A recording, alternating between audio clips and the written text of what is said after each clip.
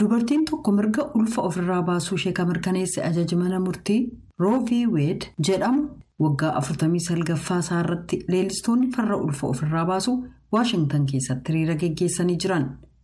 Hiriirtonni kun akka jedhanitti namni hin dhalatin tokko mirga lubbuun jiraachuu qaba jettanii yaaddu yoo ta'e mee sagalee keessan dhagaa. Jamaanis eeyyee jechuun sagalee dhageessise. White House yeroo rakkoon seeraa kabiroon mudatee jiru kanatti dubartoonni ulfa ofirraa baasuu yoo barbaadan mallisa akka fooyya'uuf gaafatee jira. Dubbiimtuun White House Jen Psaki akkas jedhan. This is a moment for us to recommit to strengthening access to critical reproductive health care, defending the constitutional right. Yeroon kunniif yeroo itti eegumsa fayyaa hormaataa barbaachisaa ta'eef daandiin akka jiraatu cimsinu mirga heeraa roo'eedhaan hundeeffame eeguuf namni martinuu hegeree isaa tolfachuuf walabummaa inni qabu kabajuudha jedhan. Saakiin murtii mana murtii olaanaa humnaan gudeeddiif firoota gidduutti illee ituu hin hafin ulfa torbanneen 6 booda jiru irra hedduu ofirraa baasuu kadhorku murtii mana murtii seera kutaa Teeksaas haaraa gidduu akka hin seenne tuqanii jiran. Seerri sun lammiin inni kamiyyuu nama ulfa ofirraa baasu irratti himannaa seeraa akka dhiyeessu eeyyama.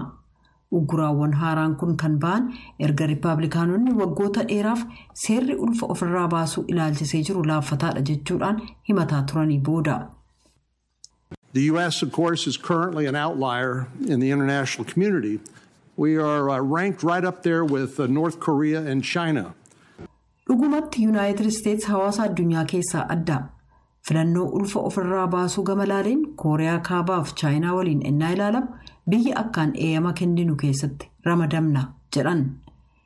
Eeyyeen ulfa ofirraa baasuun biyyoota Awurooppaarra hedduu biyyoota akkaan guddatan keessatti illee seeraan eeyyamamaadha.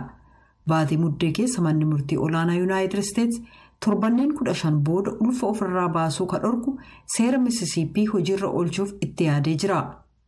Uggurri seera Mississippi keessa jiran seera mana murtii olaanaa Roe v. Wade kan ulfi sun barbaachisaa hamma hin taanetti ofirraa baasuun eeyyamamuu qabaa jedhu ni morma. Seera ofii baaseef falmuudhaan kutaan Mississippi seerri Roe v. Wade jedhu akka hafu mana murtichaa gaafatee jira. Mormitoota keessaa Kristaa Korbeelloo ulfa ofirraa baasuun akka dhorkamu barbaadu. I think abortion is kind of barbaric. It's an old practice. Abortion has been failing women and families for over 50 years. Akkan yaadutti ulfa ofirraa baasuun gocha gara jabinaati. Shaakala tureedha. Ulfa ofirraa baasuun dubartootaaf maatii waggoota 50 oliif dogoggorseeraa jedhan.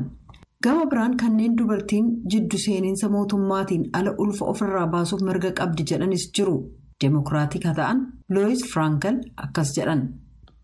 It's about politicians controlling women's bodies.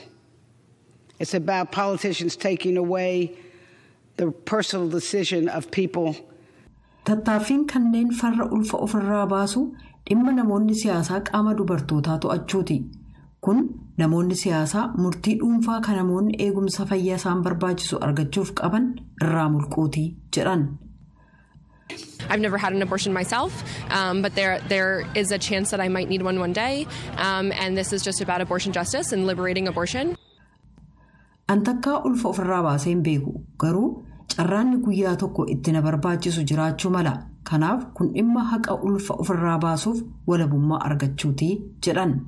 Mississippi keessaa mormitoonni ulfa ofirraa baasuu yeroo dheeraaf injifannoo barbaadaa turan argachuuf sagalee caalmaa kan mana murtii muummichaa sagalee 6-3 ba'iinsaa maal akka ta'e eegaa jiru.